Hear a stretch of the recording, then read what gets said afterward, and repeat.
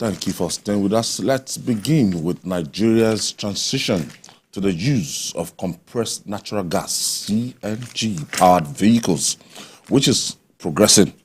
The program director of the Presidential Compressed Natural Gas Initiative, Michael Oluwagbemi, say they are ready to collaborate with Ministry of Transport to support its delivery on CNG vehicles.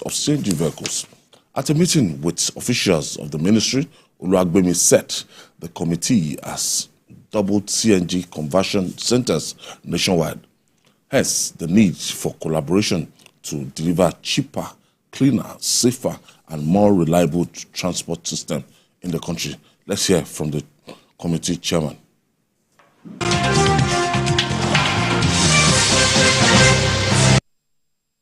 CNG initiative is focused on the mass transit sector, and this call was to intimate the ministry about what the presidential CNG initiative is about and what we are going to be doing in subsequent months and what we've already started. We've intimated them of the successes we recorded in the last 6 weeks, doubling conversion centers and continue to do so across the country to ensure more vehicles are converted to natural gas vehicles, and also about the policies that have been put in place, including the approval of Mr. President of waiver on customs as well as VAT on CNG vehicles and equipment, which has already been secured and disseminated, and looking forward to cooperation with them at the Ministry of Transportation to ensure the policies that need to be in place to ensure Nigeria fully transits from PMS diesel to natural gas vehicles, and at the minimum biofuel vehicles happens very quickly and is chaperoned by the ministry.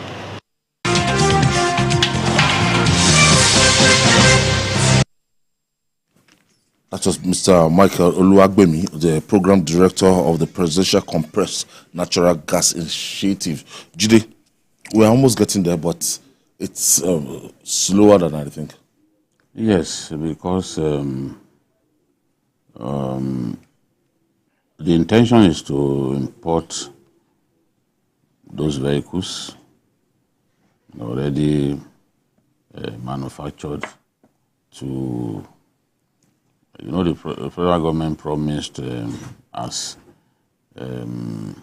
part of the efforts to lower transport fares to bring in vehicles. Now, because those vehicles have to be purpose built for the purpose, for what we really need, is going to take some time. It's not as if you just go on the shelf and buy them. So it's taking a while to bring in these vehicles. But as soon as they are here, the plan is to work with the National Road Transport Workers so that it can reach the people who need them through the NURTW. Those vehicles will be put on the streets, and then our people can use them. Of course, because it's way cheaper than petrol-fired vehicles. Way cheaper than petrol. The intention is to see how they can reduce the transport fares. But government, apart from the vehicles that government will bring in, that will be gas fired, that will be gas engine. The government also plans to build many conversion centers. NIPCO has already delivered more than 7,000 conversion centers across the country now, as we speak. Yes. Delivered? Yes. Conversion centers. There's about like filling station that we can just... That is what NIPCO has done. 7,000? Yes. That's quite encouraging. So, some states started before that. Some states like Ogun, Rivers. In fact, the first set of vehicles that came, those buses, Rivers State bought a good chunk of them. Already they are gas fired. I remember the day they received those vehicles, and some were delivered also to Abuja. In fact, I think on the in the National Assembly, they've received some of those buses. It's taken a while, but as Oluwagbemi said, they've already doubled the conversion centers that have been created across the country. So gradually, we'll get there. CNG is way cheaper than PMS. What we want to see is a situation in which, in Lagos, for example, let's have as many of them as possible, including Keke Napep, those tricycles. Government has already said, okay, it's going to bring in thousands of them, you know. So our people need to be able to transit from point to point, not at the cutthroat rate that we are experiencing now. A drop of Okada from Akute to Baga is 400 naira now. It will cost you like 1,000 naira to go to Ikeja from Akute. It's such a terrible thing. Even from grammar school, they're already taking people by like 400 naira and all that. So some will trek half of the journey before now joining a bus to take them to their destination. But if we can bring in a lot of these buses, just as the government has promised, and we create conversion centers, people can go to those conversion centers to have their engines converted. And then we will have filling stations. And that's where NEPCO comes in. They will have filling stations where, as you are traveling along the highway, you can stop and you will have your gas topped up. So just like you are buying. For some of us that we are using 8 plugs, powered SUV, you won't have to worry much about buying fuel if you convert to this CNG. Yes, because it's cheaper. It's cheaper for you. Cheaper. You know, this is NIMCO. When I told you that NIMCO is building those conversion so this is centers. technology. They will help you.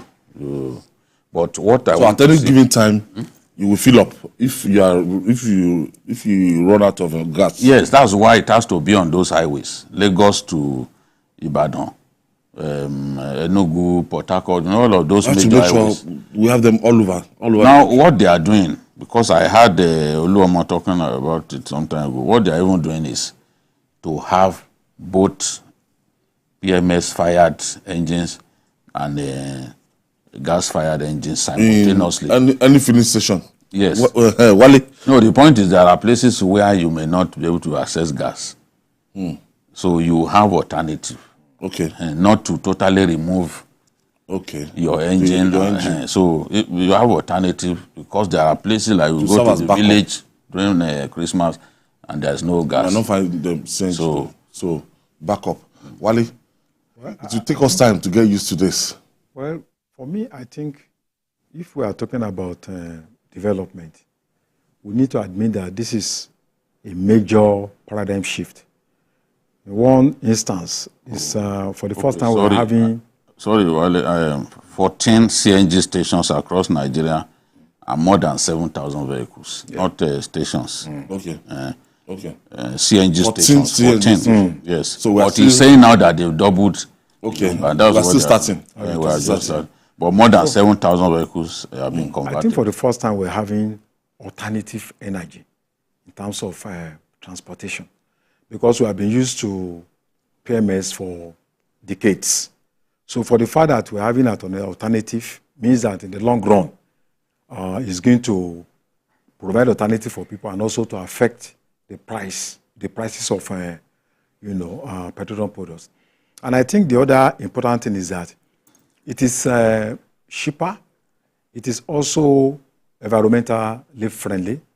You know, the carbon emission is very low, which means that it's going to contribute to a better environment for us at a particular age. We are talking about global warming.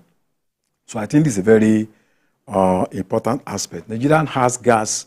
I think we have the largest deposit of gas in Africa. And for several years, decades, we have been flaring gas that rose into billions.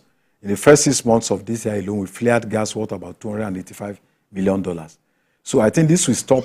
At least there's now an economy, the gas economy, that we can divert our gas that we are flaring into. So I think it's a very important thing that has not happened for over 30, 40 years that we have been talking about it. So I'm quite happy about what has happened. And it's also impressive that the government is collaborating with the NURTW, which is the most important transport union that we have in the country, so that it's going to be a situation where they are going to be excluded from the program. And I think it's also going to create more jobs for Nigerians. I think it's a very impressive development. Knowing our people, that what goes up never get to come down again, and would this crash the cost of transportation? Because this is the major worry for everybody. For most people. Yes, is the reason we have cost of goods and services, food inflation, everything tied to high cost of transportation. Yes, and that is why I want to see even the cost of conversion go down. Yes, Government has to subsidize the cost of conversion, because it is government that brought about the high cost of fuel by the subsidy that it removes. So this should not be an avenue to take so much money off Nigerians, because Nigerians didn't cause this. That cost of 400,000 naira, government will have to do something. Yes, and then conversion rates. The vehicles that they are bringing into the country, government promised that it will bring in thousands of CNG fired vehicles into the country. It will bring in keke napep, thousands of them. They already laid out when they will be able to finish all of this. It has to come quickly.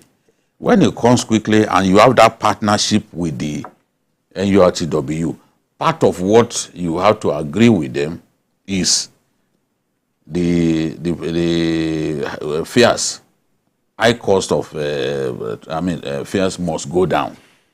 If you do all of this and you have collaboration with them and it still does not drive down the high cost of fares, then the effort, the government effort has failed. So government must monitor even the NURTW, work with them effectively, and the NURTW people should also show decency, and even common sense in this matter. You cannot work with government, agree on a matter, they can't help you, and then you still cause the people to suffer. Because I'm really alarmed at the high cost of transportation. How do people move around? And in all of this, people's salaries have not gone up. This Utah season now, you can see. No, a lot of people can go, and it's not their fault. It's because in some places, even above 700, like in the north, for example. You know, I saw someone buy petrol in my presence for 740. All right. The presidential system of government as practiced in Nigeria allows for